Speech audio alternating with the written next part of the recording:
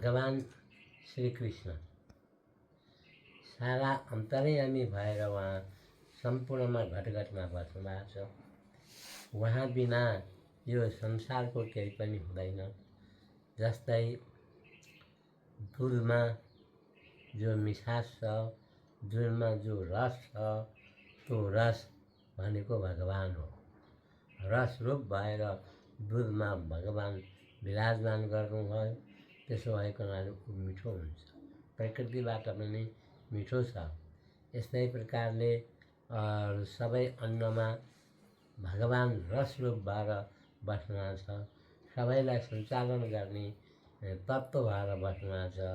यी अन्नहरूले सबै तत्त्व भरेर मान्छे बलिया हुने यी सारा कुराहरू हो। ऊ हृदयमा बस्ने वाला जो परब्रह्म परमात्मा हुनुहुन्छ, सबैका हृदयमा बस्नुभएको छ। सबैका हृदयमा बसेर सबैको काम गर्नुभएको छ।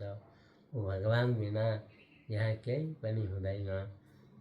त्यसो भएको हुनाले पृथ्वी, जल, तेज, वायु, आकाशहरू भए, पञ्च ज्ञानेन्द्रिय, पञ्च कर्मेन्द्रिय यी सारा तत्त्वहरू भगवानबाट नै स्फुरित भएका छन्। स्फुरित भएर नै यी काम भएको छ। त्यसो भएको हुनाले ये भगवत तत्त्व भन्ने वस्तु बडे गम्भीर, बडे रहस्यमय छ। यस्ता प्रकारले ऊ भगवानको भजन गरियो भने ऊ भगवान यो संसार सागरबाट उद्धार हुने उपाय हुन्छ।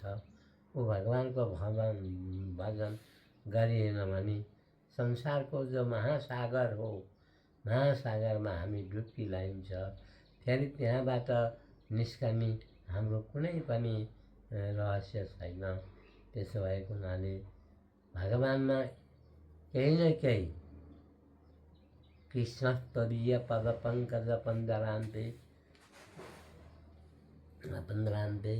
अद्वैव मे विशतु मानसराजहंस प्राण प्रयाण समय कफवात वित्तै सम्रोधनुदियो श्रवणं कुतश्चेत्। यो भगवान ऊ परब्रह्म परमात्मा कृष्ण आज नै हामीलाई उद्धार गर्ने उपाय बताइदिनुहोस्।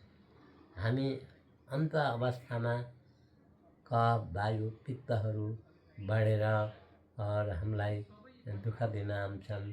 जति कर्ममा नराम्रो कर्म गरिएको छ भने ती अगाडि आएर देखिन्छन्, हाम्रो बुद्धिलाई बदलिदिन्छन्।